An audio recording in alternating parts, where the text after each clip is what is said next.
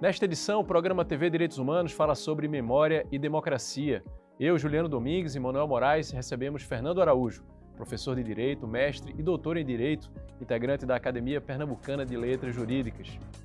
Começa agora o programa TV Direitos Humanos. O TV Direitos Humanos é um projeto da Cátedra Unesco Unicap de Direitos Humanos do Helder Câmara, produzido pelos estudantes de jornalismo do projeto de extensão EduComDH, Educomunicação e Direitos Humanos na Mídia, numa parceria com a Cátedra Luiz Beltrão de Comunicação, o Centro Dom Helder Câmara de Estudos e Ação Social e o Centro de Cultura Luiz Freire.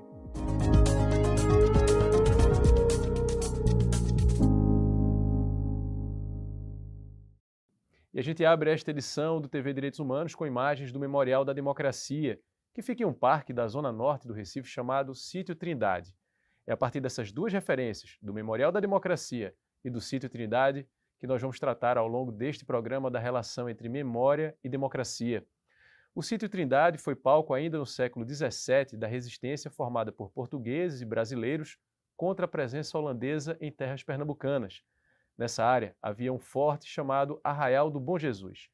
No terreno do Sítio Trindade está este chalé, que atualmente abriga o Memorial da Democracia, espaço que foi inaugurado no final do ano passado e que reúne uma série de informações sobre a defesa da democracia em Pernambuco e no Brasil. O que é que significa simbolicamente, e aí já agradecendo a presença, professor Fernando, professor Manuel, o que é que significa do ponto de vista simbólico a instalação do Memorial da Democracia neste local, o Sítio Trindade? Seja muito bem-vindo, professor Fernando. Eu é que estou honrado com o convite, professor Juliano Domingues, professor Manuel Moraes. Na verdade, o Memorial da Democracia de Pernambuco, que tem o nome de Fernando de Vasconcelos Coelho, é um resgate e uma dívida ao mesmo tempo de Pernambuco com sua história, inclusive para as futuras gerações. Porque nós temos no concerto da Federação Brasileira uma posição bem diferenciada das demais unidades, com todo respeito a todos e reconhecendo também muita história em outras unidades. Porque Pernambuco tem uma história, mas não é simplesmente uma história de fatos e eventos, mas uma história que nós consideramos de uma marcha cambiante, muito remota, em favor do que veio desaguar com o nome de democracia. Veja que mesmo não tendo esse nome, as lutas remotas, que elas não tenham sido travadas pensando em democracia, mas em muitos momentos em liberdade, etc.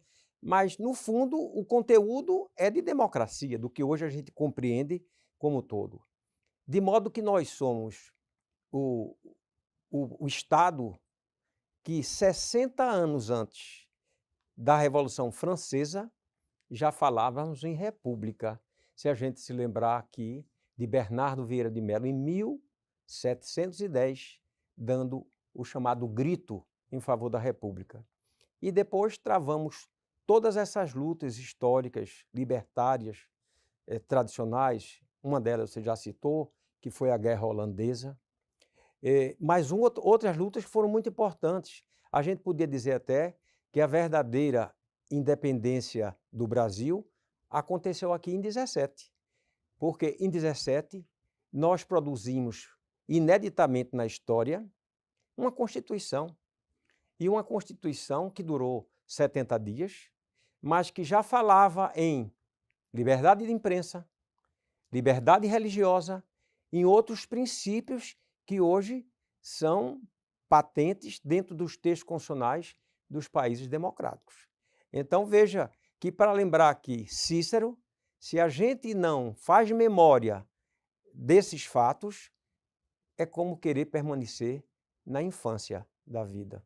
Professor Manuel Moraes, nós pernambucanos somos normalmente acusados de termos mania de grandeza, né? Mas a partir dessa fala do professor Fernando, é possível, então, pensar a ideia de memória, democracia, a partir desse local, do Sítio da Trindade, por exemplo, e do Memorial da Democracia de Pernambuco? Essa é a ideia. Inclusive, a primeira sala é o espírito pernambucano. E você encontra lá fotos de grandes figuras, que, como você e Fernando muito bem lembraram, não são só pernambucanos, porque, inclusive, tem Dom Helder, que é cearense, mas praticamente a sua vida foi aqui em Recife e fez com que a arquidiocese tomasse o papel de ser reconhecida no mundo inteiro. Porque a luta, na verdade, por dignidade, por justiça, por democracia é universal. Por isso que a gente fala de direitos humanos, né, do ponto de vista universal. E a democracia, a partir de 45, a Declaração Universal, e toda a construção do sistema ONU, né, e o EA, entende a democracia como condição basilar para os direitos humanos. Então, a luta dos povos, né, a luta por autonomia, que está posto na insurreição pernambucana, a própria Revolução de 17, como disse Fernando, depois a Confederação do Equador, todas elas têm um desejo básico, que é a autonomia dos povos e a possibilidade de que cada um tenha seu direito a ir e vir, a possibilidade, de fato, de a gente ter um Estado de Direito, não é? Fernando colocou muito bem a questão da liberdade de imprensa. Tem uma sala que fala todos os jornais mais históricos do Recife, para fazer, portanto, né, do Estado, e que se confunde com a história do Brasil, né? Então, na verdade, a nossa ideia de Pernambuco, e por isso que o nosso Estado foi tão territorialmente, né, sofreu perdas, é por conta da própria ideia de uma democracia participativa e efetivamente democrática. Professor Fernando, é Memorial da Democracia de Pernambuco, Fernando Vasconcelos Coelho, como o senhor bem pontuou na fala inicial. Explica, principalmente para quem não é de Pernambuco, quem foi Fernando Vasconcelos Coelho? Fernando de Vasconcelos Coelho foi uma pessoa excepcional. Eu até diria que foi não, que é, porque eu acho que a presença de Fernando e a influência dele ainda é muito grande entre nós. Nós que convivemos com ele, nós que seguimos toda a sua filosofia, a sua maneira de ver o mundo e a vida, a gente evidentemente nós estamos impregnados com essa visão que ele tem, não é, de vida. E Fernando foi uma pessoa desde a juventude muito dedicado a essa luta em favor da democracia. E estudou aqui no Colégio Nóbrega, foi estudando no Colégio Nóbrega, né, Colégio dos Jesuítas, depois foi fundador do curso de Direito aqui da Universidade Católica de Pernambuco, mas sempre o lado mais forte de sua vida era o lado político. E ele sentia que era importante levar as mensagens, a formação da juventude, a formação política.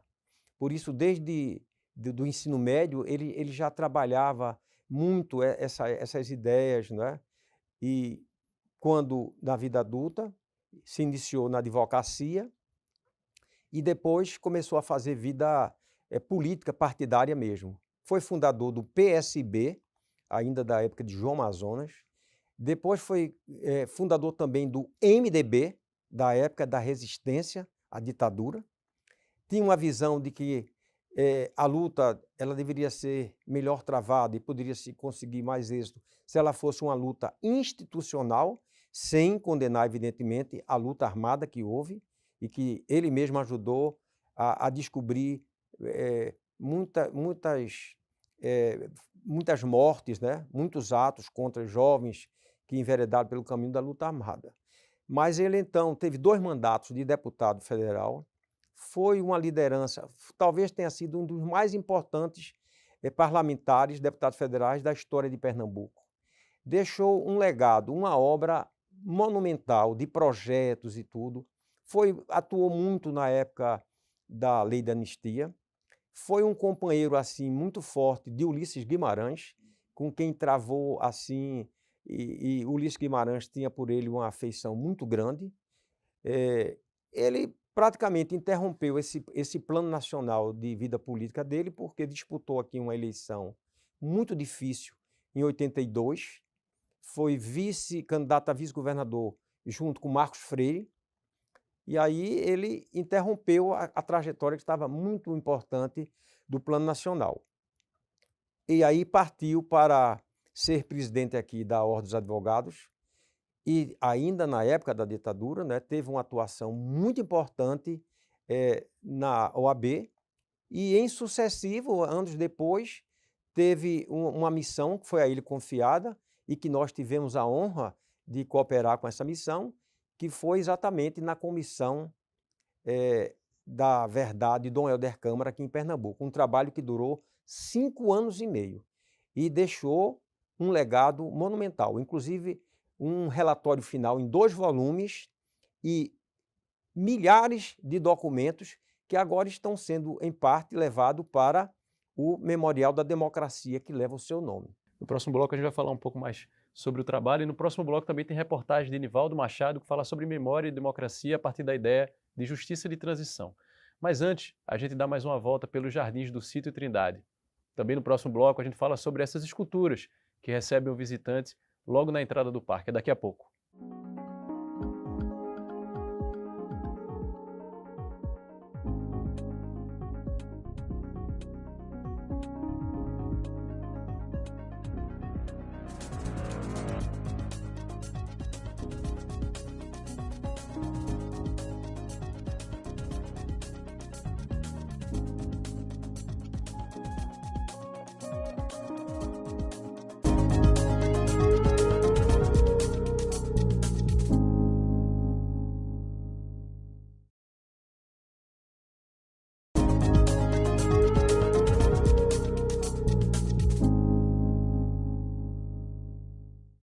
Estamos de volta com o segundo bloco do TV Direitos Humanos, que nesta edição fala sobre memória e democracia.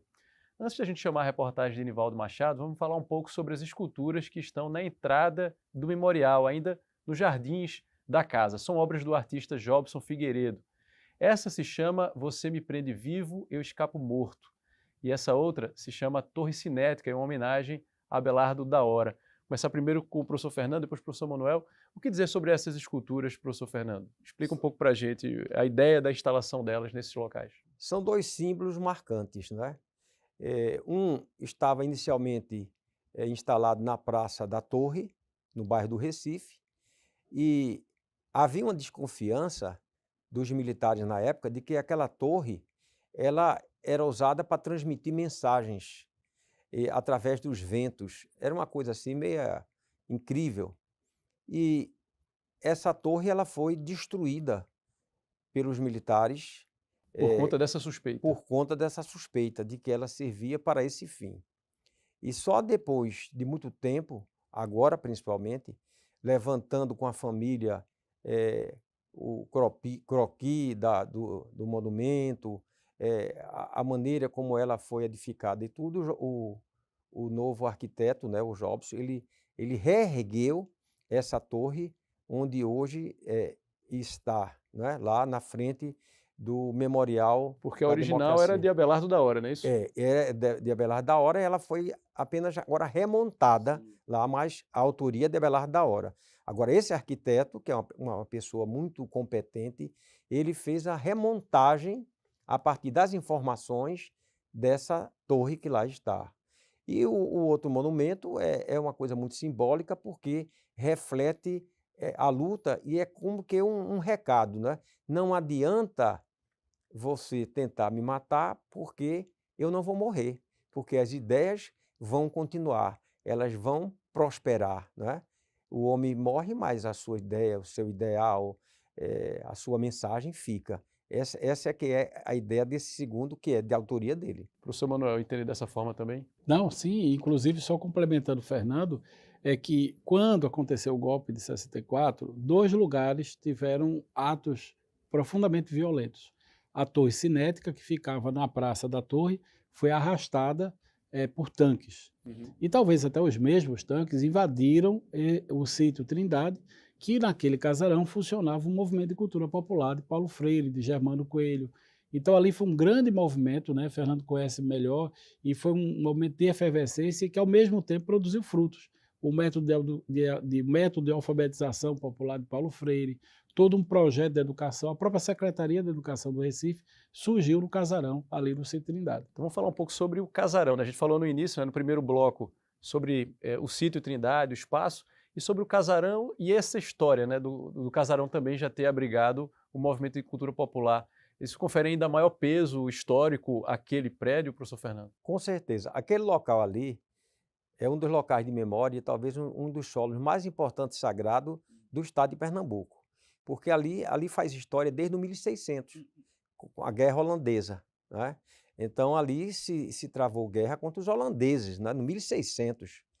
E posteriormente aquele ambiente foi resgatado e se tornou a sede do movimento de cultura popular. Esse movimento de cultura popular, que tomou uma dimensão não apenas nacional, mas internacional, teve um reflexo muito importante porque aproveitou as ideias do professor Germano Coelho, que foi o seu primeiro presidente, que tinha chegado de um doutorado na França, onde bebeu lá, né, no movimento de cultura popular francesa, as ideias, e juntou com as ideias do Paulo Freire, que tinha essa visão da maneira como se deveria educar as populações pobres, etc., né? Quer dizer, você trabalhar a educação com os dados do ambiente em que a pessoa vive.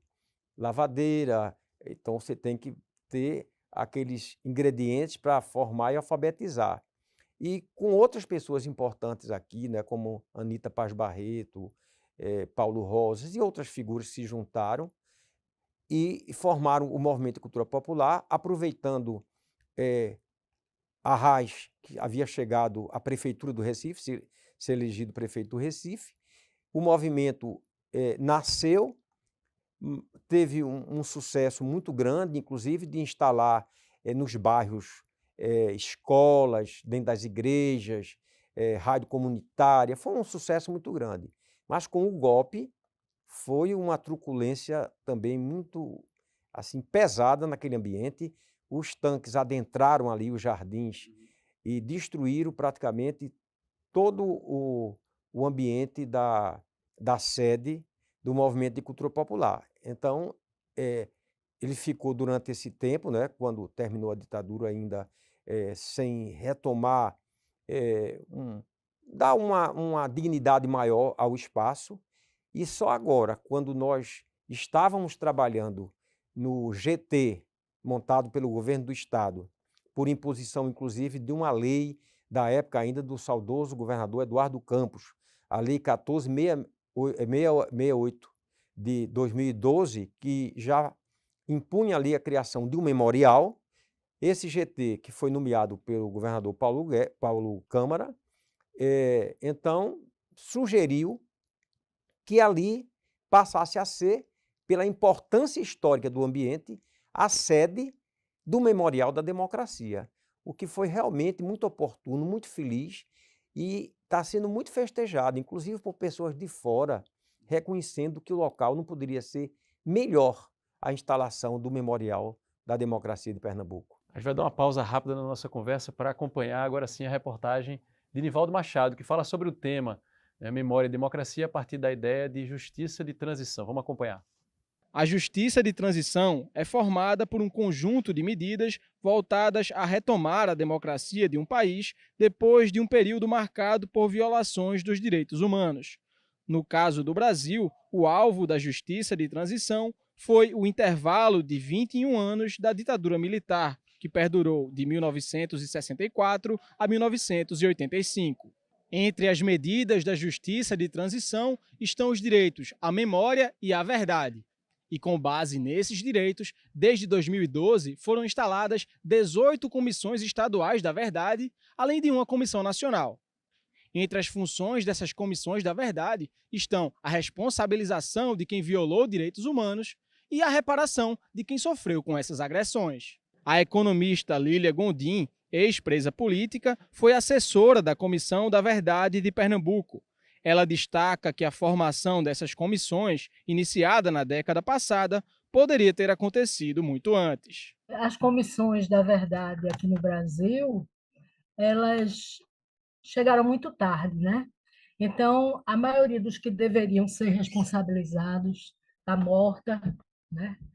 E, ultimamente, se está conseguindo, inclusive eu vi essa semana uma notícia de que alguns em São Paulo que foram responsáveis por 25 mortes, parece, né? O Calandra e mais outros foram julgados e condenados, né?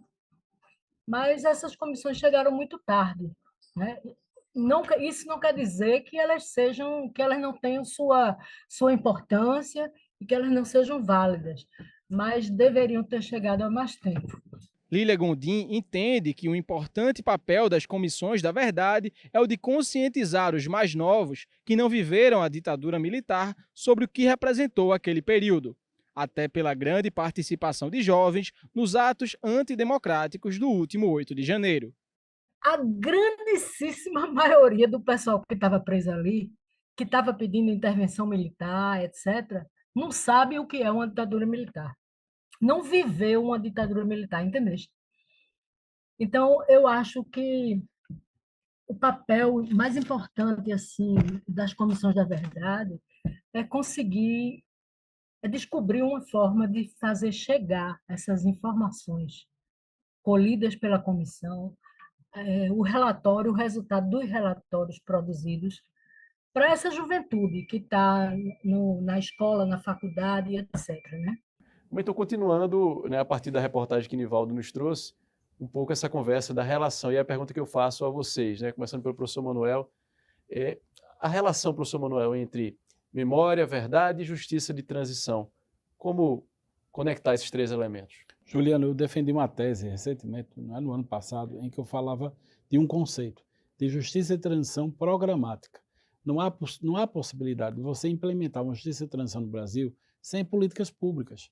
As políticas públicas, elas são ações do Estado que vão em contra ao eixo, um dos eixos, né, são 4, que é o eixo da reforma das instituições. Então você precisa dar para a população conhecimento sobre o que aconteceu, o eixo da memória, o eixo da justiça, que no Brasil, infelizmente, praticamente não se efetivou, mas a ideia de uma consciência social de que aconteceu uma ditadura. Né? Quando você mostra documentos para os jovens, eles passam pelo memorial e veem as fotos dos desaparecidos políticos, eles percebem que aquilo é próximo a eles, porque são pessoas com os nomes próximos, com locais, imagens, e aquele ambiente histórico, como disse Fernando, faz com que ele entre num contexto de imersão sobre a questão da justiça de transição, que é um marco, né, digamos assim, teórico internacional.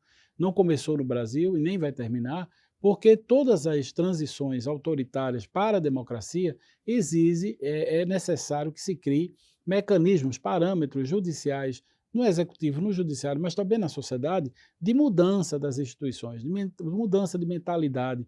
Com a ditadura é muito cruel. Ela mata pessoas, ela sequestra indivíduos, ela sequestra o direito, né? Veja, se você sequestrar a possibilidade de justiça de uma sociedade é algo muito grave. Então, você ter esses memoriais é um pouco do que é o Estado, né, nesse momento, né, Fernando? A gente conversava tanto, dava um recado para o Brasil. O que a gente precisa não são armas, a gente precisa de educação, o que a gente precisa de memória.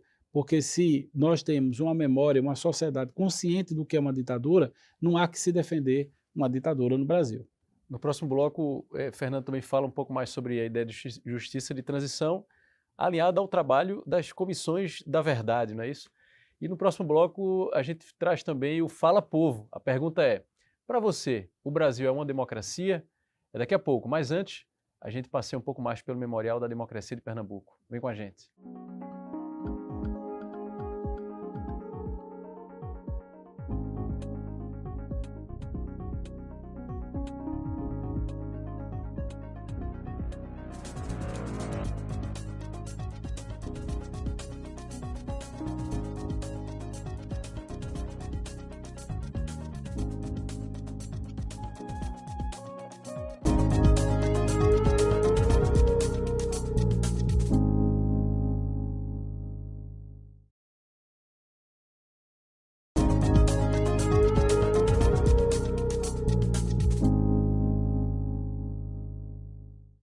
Estamos de volta com o terceiro bloco do TV Direitos Humanos, que nesta edição aborda o tema Memória e Democracia. Eu, Juliano Domingos e Manuel Moraes recebemos Fernando Araújo. Fernando é professor de Direito, mestre e doutor em Direito, integra a Academia Pernambucana de Letras Jurídicas. Agora é hora do quadro Fala Povo, com Mariana Chagas.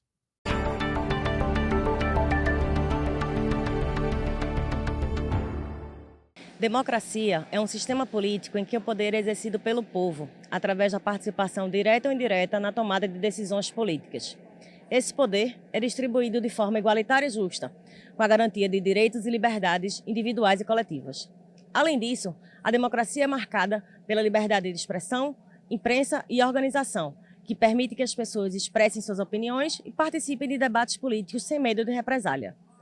O Povo Fala foi às ruas para saber o que as pessoas acham sobre esse assunto. O Brasil, para mim, não é uma democracia porque eu percebo a grande desigualdade social e racial que na sociedade ela transparece. Infelizmente, o Brasil ele ocupa um ranking muito alto de desemprego, de morte e, se tratando da comunidade trans e travesti, de assassinato a esses corpos. Então, não tem como a gente enxergar a democracia num país onde nega informação e onde acaba deixando com que essas vidas sejam ceifadas sem uma intervenção direta. Eu acredito que seja um paradoxo a partir de pontos em que a gente perceba movimentos de busca pela democracia. A partir desse ponto eu acredito que exista, mas existem contextos na prática que ora não existe. Então a gente tem uma não democratização das informações, tanto pelo acesso à educação e pela construção de saberes e imaginários que levam as pessoas a perceberem o que seria democracia e, de fato, praticar isso enquanto algo coerente. Bem, eu acredito que não, porque democracia é quando a gente vive num sistema de igualdade, de equilíbrio entre o povo, né, daquele espaço. Então, eu acho que se a gente for partir desse princípio, a gente não vive num país igual, a gente vive num país racista, num país elitista. Então, quando o acesso à informação, o acesso a políticas públicas não é distribuído de forma igual, equilibrada, acho que a gente não vive numa democracia de fato. Essa é uma eterna discussão, né, professor Manuel? Inclusive aqui, viu, professor Fernando, no nosso programa TV Direitos Humanos, sempre trazemos esse debate sobre o processo de consolidação da democracia, né? Então a gente falou sobre justiça de transição, eu queria trazer novamente, né, esse debate, relacionando, né, o tema justiça de transição com a questão da consolidação da democracia no Brasil. Em que medida, né, transições, digamos assim, mal acabadas, né, aquela ideia de que o Brasil tem um longo passado pela frente, estão associadas a, né, transições mal acabadas associadas a processos de consolidação frágeis? É possível pensar o Brasil a partir dessa perspectiva? Essa ideia da justiça de transição é uma ideia muito importante. Agora, o Brasil sempre claudicou com relação a tomar medidas para efetivamente passar de um estágio que foi negativo, fazer uma transição e consolidar uma situação melhor. Outros países fizeram isso de uma maneira muito mais importante do que o Brasil, não é? O Chile, a Argentina, a própria África do Sul. O Brasil se prendeu, o receio até de confessar.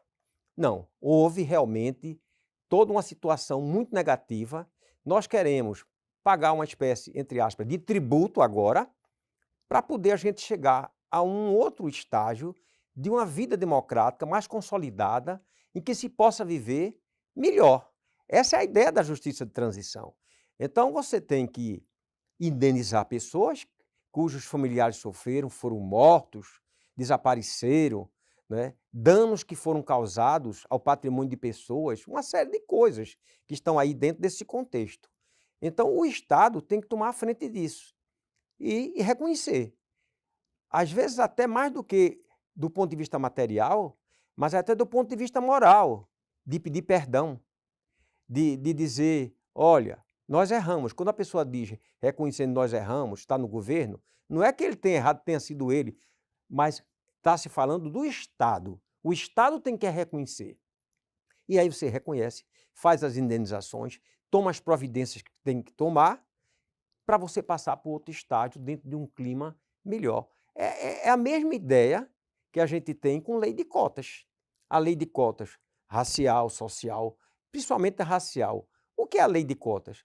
É dentro desse processo de transição, porque você sabe que no passado houve todo um erro com relação ao escravismo, não é?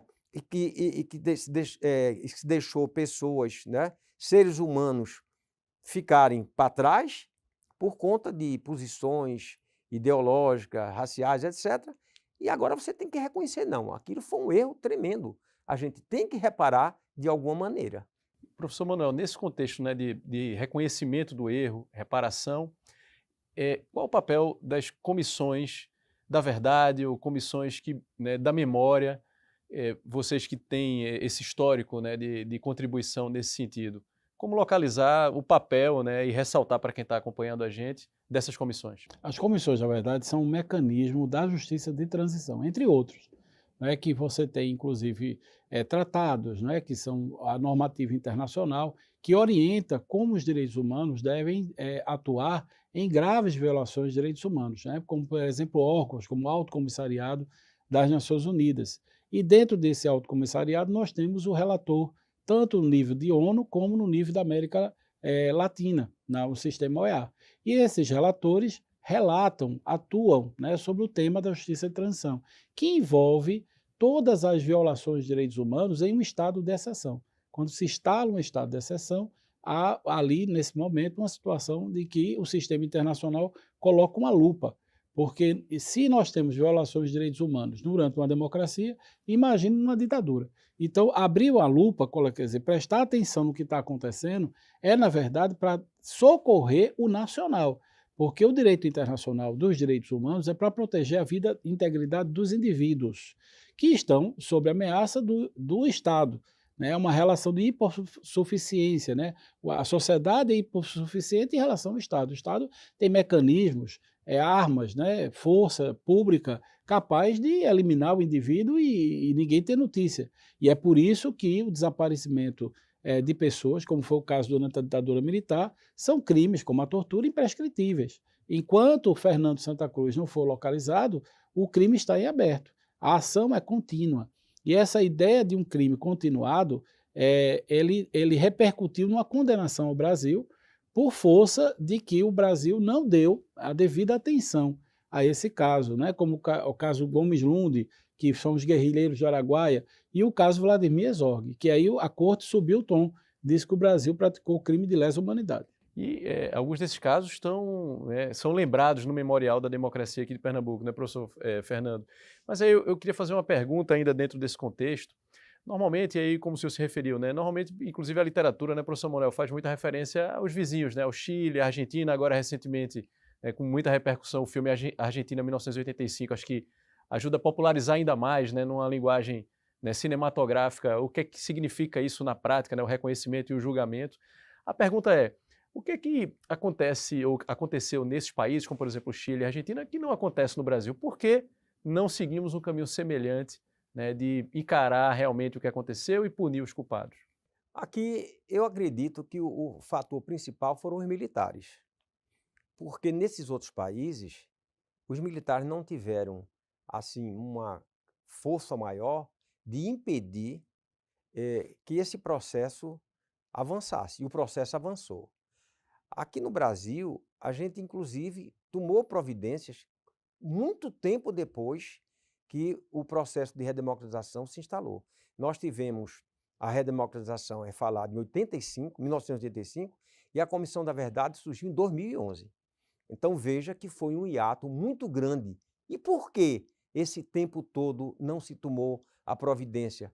Quando, na verdade, a gente sabe que isso provocou documentos se perderam, muitos fatos foram esmaecendo, saindo, não é, da memória das pessoas, e ficou muito mais difícil de se recuperar as situações.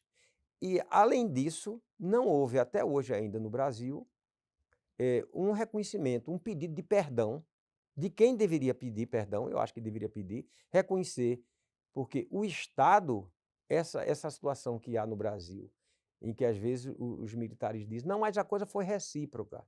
Não foi recíproca, porque uma coisa é o sujeito estar numa luta armada, ele é um civil, está ali porque quer restaurar a democracia, a outra coisa é quem está na base do Estado. O agente do Estado, ele tem uma responsabilidade muito maior, ele tem que ter um cuidado e um zelo muito maior no trato do seu labor, do que ele faz. É o que a gente vê o policial, por exemplo, o policial, como ele aborda o cidadão, já entra às vezes atirando, batendo. A responsabilidade dele é maior, por quê? Porque ele é um agente, ele recebe da população, através dos impostos, para ele ter um tratamento completamente diferente, às vezes, do que ele tem. Então, essa situação toda no Brasil dificultou a que a gente tivesse uma situação, comparando, como a gente comparou aqui, com os outros estados, como o Chile, como a Argentina, não é? Como a própria África do Sul, que eles tiveram um tratamento que foi mais bem aceito do que no Brasil.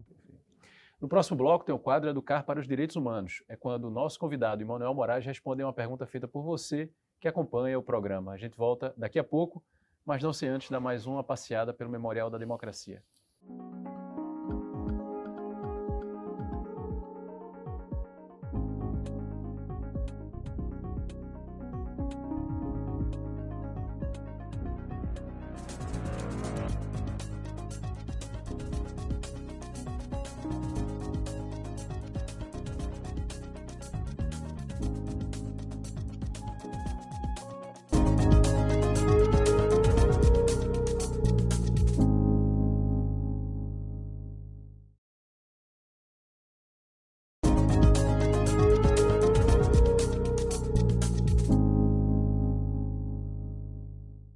De volta com o quarto bloco do TV Direitos Humanos, que nesta edição fala sobre memória e democracia. Agora chegou a hora de Fernando Araújo e do professor Emanuel Moraes responderem uma pergunta enviada por quem acompanha o nosso programa. É o quadro Educar para os Direitos Humanos.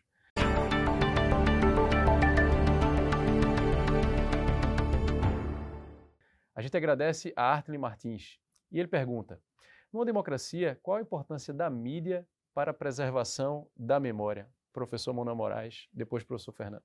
Veja que está na Carta Constitucional da Revolução de 17. Então, a mídia, o papel da imprensa é fundamental, porque é informação. Imagine que os jornais aqui do Estado foram invadidos, o Brasil inteiro, né? Jornalistas foram presos, jornalistas que, inclusive, depuseram na Comissão da Verdade, contando horrores do que viveram, né?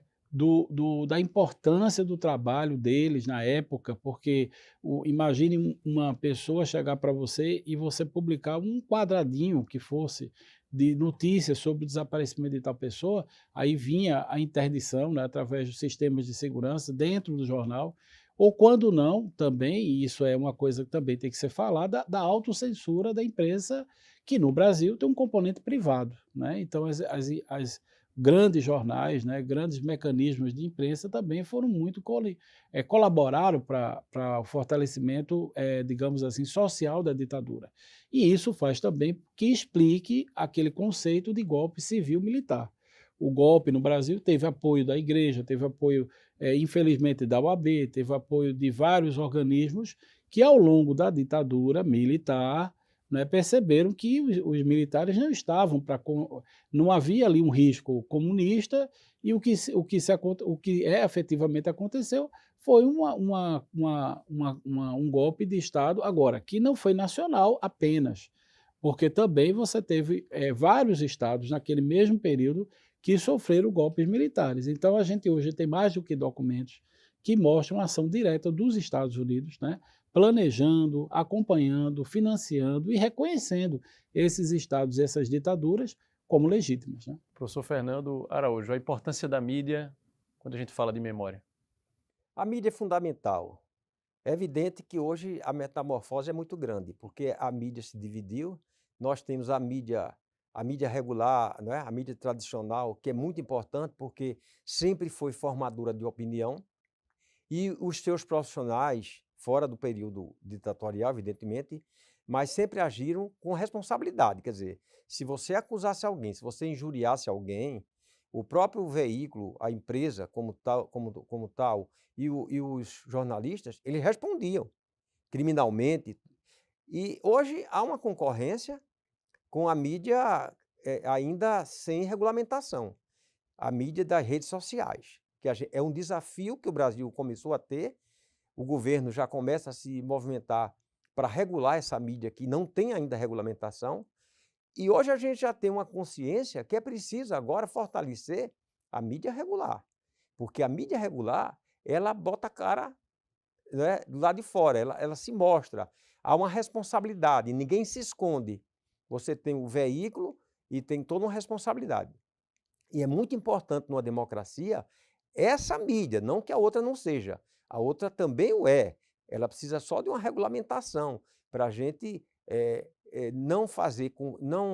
não permitir que essa mídia, ainda sem regulamentação, favoreça o desmonte da democracia. Mas a gente tem que ter consciência que essa outra mídia, que é a mídia tradicional regular, ela é importante, porque ela é formadora de opinião, não é? Ela é quem dá assim, o norte de uma vida democrática em todo o mundo civilizado. E aí, professor Fernando, professor Manuel, pensando ainda a partir dessa perspectiva da mídia e do que o senhor chamou de metamorfose, que são essas mudanças nos fluxos comunicacionais, né? E aí, fazendo referência a um ex-aluno aqui da Universidade Católica de Pernambuco, jornalista conhecido, né, falecido recentemente, infelizmente, Geneton Moraes Neto, que destacava que o papel do jornalismo era produzir memória. E também fazendo referência, né, nesse caso, a um jornalista e acadêmico, Juremi Machado, que tem um livro que ele justamente chama de Golpe Midiático Civil Militar. Sustenta que sem a mídia talvez, né, não tivesse sido possível acontecer o que aconteceu em 64. E aí a gente dando um salto agora para esse momento de tantas mudanças, transformações no que diz respeito ao hábito de consumo e de produção também, né, de material noticioso. Para vocês que são estudiosos e trabalham com a memória a partir dessa perspectiva, pensando no fortalecimento da democracia, como é possível, professor Manuel, assim, fazer um trabalho, digamos assim, de imaginar, né, daqui a alguns anos, essa investigação, né, em torno da preservação da memória a partir de um ambiente tão efêmero, né, das redes sociais digitais ou da produção de documentos digitais que não vão estar, né, como, por exemplo, num arquivo público, né, como a gente pode consultar um jornal, né, de séculos passados. Como pensar no trabalho de memória impactado também por essas tecnologias? Essa é uma preocupação da Unesco. Inclusive, um dos eixos da Unesco é a preservação da memória do mundo. Tanto que Olinda é patrimônio universal da Unesco. E essa preocupação da Unesco envolve os centros de memória internacionais que a Unesco monitora, acompanha ou mesmo efetiva, né? E o Memorial da Democracia, para você ter uma ideia da importância dele enquanto preservação, o AC foi tombado por ato legal. O governador tem toda uma legislação para isso acontecer, foi feito parecer, e esse parecer foi até do professor Helder Remígio, e a partir desse parecer foi feita votação, foi feita toda uma discussão dentro do Conselho da Cultura e o acervo foi tombado. Como também existe um tombamento internacional. Então, assim, a produção dessa memória ela é dinâmica. Né? Toda teoria sobre memória entende que todos os acervos eles são dinâmicos, eles estão em permanente transformação e ampliação. Agora, tudo vai depender também de recursos. Porque você não mantém um memorial, você não mantém um acervo, você não amplia ele e não faz absolutamente o bom uso da ação educativa desse material se não houver política pública. Então é muito importante que esse programa, né, é parte de um esforço para que a sociedade entenda que esse valor da memória tem que ser repassado no orçamento público dos estados, da própria União. Né? Por exemplo, nós temos, do conjunto de recomendações de Comissões da Verdade, Comissão Nacional da Verdade, a criação de pelo menos 22 centros de memória, como o daqui de Pernambuco. Das Comissões da Verdade, desde que encerraram para cá, só foram construídas 6. O Memorial da Anistia Política do Brasil está parado, está interditado. Então, assim, essa política de memória do Brasil é algo que precisa ser retomado com a máxima urgência para construir o futuro. Depois do intervalo, tem o quinto e último bloco desta edição do TV Direitos Humanos. Daqui a pouco a gente volta.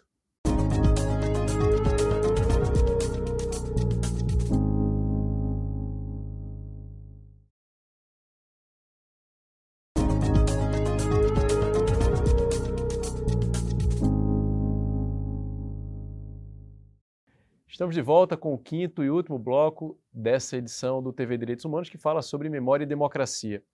E aí, né, professor Manuel, professor Fernando, no último bloco, a gente fala sobre perspectivas, né? A gente tem falado sobre memória, processo de consolidação da democracia, e aí eu pergunto ao senhor, na sequência para o professor Manuel Moraes, diante, né, do que vocês percebem e do material com que vocês vêm trabalhando, dentre eles o próprio Memorial da Democracia, né, de Pernambuco, que visão o senhor tem em relação ao horizonte, quer dizer, o que vem pela frente?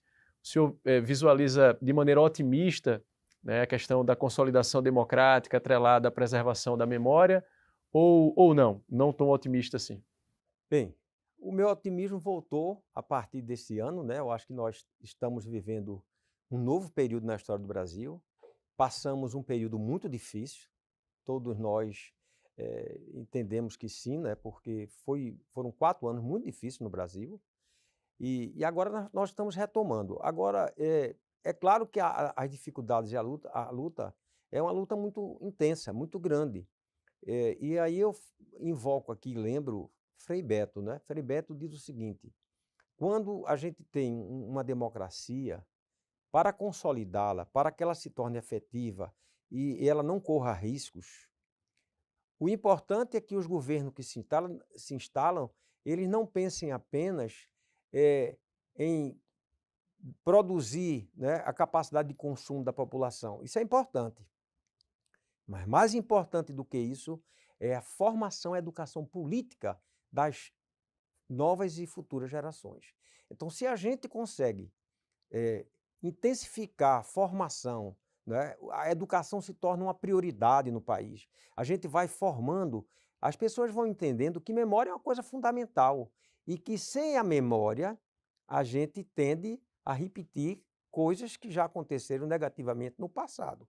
Então, dá essa consciência, dá massa crítica às novas gerações, a capacidade de pensar as coisas, de saber escolher, não é, em períodos eleitorais, escolher bem com uma visão crítica os futuros governantes.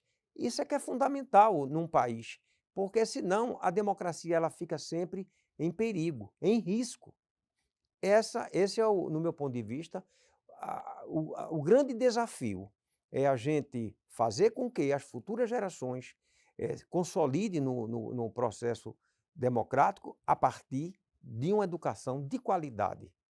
Professor Manuel Moraes. Fundamental, Fernando tem toda a razão, por isso que o MCP foi presidido por Germano Coelho, Paulo Freire. Quer dizer, que você pega os educadores, né, que fizeram esse MCP só movimento de cultura popular, né? Quer dizer, quando você resgata tudo isso, você cria um parâmetro republicano, porque no fundo, o que Germano, o que o doutor Fernando Coelho, o que Paulo Freire queriam, era fortalecer as instituições democráticas. A ideia de um Estado republicano que as pessoas ocupassem os lugares não pelos privilégios, mas por conta de terem realmente, né, a ascensão ser garantida a partir de uma segurança básica alimentar, né? Veja, a ideia de fome zero de Dom Helder Câmara, né, de que as pessoas não podiam morrer de fome. Quer dizer, que sociedade nós temos, que direito nós temos, que a pessoa se sente, digamos, suprida em sua vida, mas não percebe a dor do outro, né? Quer dizer, que direito é esse insensível com a fome, com o flagelo de tantas coisas que a gente assiste, né? Principalmente numa ditadura militar. Então, a ideia de ressignificar esse espaço, a ideia de ressignificar esses valores é parte do legado da Comissão da Verdade, que teve um condutor fundamental, é um testemunho que todos nós que fizemos parte, não é por isso que o nome de Dr. Fernando de Vasconcelos Coelho, porque ele encarnou, ele coordenou. Nós fomos uma comissão que terminamos um relatório e até hoje não houve nenhuma ação judicial contra o nosso relatório. E olha que nós colocamos lá coisas graves, coisas que se o leitor quiser, quem está nos assistindo, baixar na internet, está disponível, tanto o site da Comissão da Verdade, como o site da CEP, Companhia Editora de Pernambuco. Você pode baixar o relatório, documentos da Comissão da Verdade, os vídeos, e você vai ver que realmente foi um trabalho feito com muita coragem, com muita dedicação, mas antes de tudo com muita seriedade, porque realmente o doutor Fernando conduziu isso com a experiência, né, de um grande jurista no Brasil. E fica uma contribuição. Nosso estado foi o terceiro estado com o maior número de vítimas da ditadura, no sentido mais formal. Agora, é claro, quando você vai com novas investigações, só o estado do Pará e outras regiões, 8.000 indígenas foram mortos. Então veja como nós temos que avançar na pesquisa da justiça e transição. Para a gente encerrar, uma última pergunta, e aí retomando o início do programa, pensando no Memorial da Democracia como algo tangível, né? Ou seja, a gente fala de memória, é algo que tem um certo grau de abstração, né? Intangível, e quando você visualiza um espaço físico, né, professor Manuel, professor Fernando, com objetos ali, com fotos de pessoas, e aí a pergunta é, dentro desse processo pedagógico, né, das pessoas se informarem, se educarem em relação aos princípios democráticos, a partir, né, da memória, são espaços como esse, professor Manuel, quer dizer, que são visitados por jovens principalmente, né, isso, visitas de escolas, estudantes, que vão gradualmente fazendo com que haja esse processo de conscientização, é isso? Quer dizer, o Brasil precisa de mais espaços como esse? Fundamental, porque nós somos empíricos. Por mais que a gente trabalhe no ambiente da subjetividade, mas a concretização... Veja, na última sala do memorial, você vai encontrar o espaço da memória e tem a bolsa de Anatália, que foi uma vítima da ditadura. Essa bolsa tem uma alça que não tem mais de 60, 90 centímetros, e foi dito na época que ela se suicidou com essa alça dessa bolsa. Então, a pessoa terminar toda essa visão, essa exposição, e chegar lá e encontrar a bolsa da Natália, nós que pesquisamos a documentação e tudo, é muito chocante, porque a pessoa percebe o que é o Estado mentir, o que é o Estado dilacerar a verdade. Porque ao dilacerar a verdade, ela esmaga a dignidade humana, e aí não tem solução, é a lei do mais forte, é a barbárie, não é? Então, contra isso, só ao reconhecimento da justiça, da dignidade, do respeito às condições básicas, né, de uma democracia, que é a dignidade humana. Professor Fernando. Na verdade, a gente teve uma grande preocupação, né? Todos que fizeram esse grupo que resultou na edificação do memorial, foi de fazer com que houvesse um atrativo maior para as futuras gerações e as atuais, que foi dar ao ambiente uma capacidade cibernética maior, porque hoje o material físico, o livro, etc., ele já não atrai tanto, né? Já não tem uma capacidade persuasiva como hoje a internet. Então, essa coisa do touch, né? do você chegar lá e botar o dedinho, o jovem, e vendo ali o desfilar das informações, essa é a preocupação. E o memorial, ele está programado para se aperfeiçoar nessa linha, de você ter um mundo cibernético ali, porque o futuro é esse, para que o jovem conheça o passado, tenha as informações sobre a nossa memória pernambucana, que é importante, que é rica, e do Brasil também, e de tudo que nós passamos, a partir de informações cibernéticas, e não mais da consulta ao livro, né? Porque já não há esse gosto da juventude por isso. Então, há essa preocupação e acredito que há um caminho para a dinâmica do memorial nessa linha. E o doutor Manuel, junto, né, e com outros companheiros lá, né, um grupo importante, trabalhamos muito essa ideia. E acho que o memorial ele tem muito futuro por isso, porque as suas informações constam essa ideia de uma programação que vá marchando cada vez mais numa linha cibernética, para atrair a juventude e levar as informações através dessa ferramenta nova e importante. Infelizmente, nosso tempo acabou, né, professor Manuel? Professor Fernando, a gente agradece demais a participação do senhor no nosso programa, né? Esperamos recebê-lo em outras oportunidades. Professor Manuel, Exatamente. muito obrigado. Prazer. Obrigado, digo eu, a vocês. O TV Direitos Humanos é um projeto da Cátedra Unesco Unicap de Direitos Humanos Dom Helder Câmara, produzido pelos estudantes de jornalismo do projeto de extensão EduComDH, Educomunicação e Direitos Humanos na Mídia, numa parceria com a Cátedra Luiz Beltrão de Comunicação, Centro Dom Helder Câmara de Estudos e Ação Social e Centro de Cultura Luiz Freire. Acompanhe a gente nas redes sociais. Estamos no Instagram e também no YouTube. Até a próxima!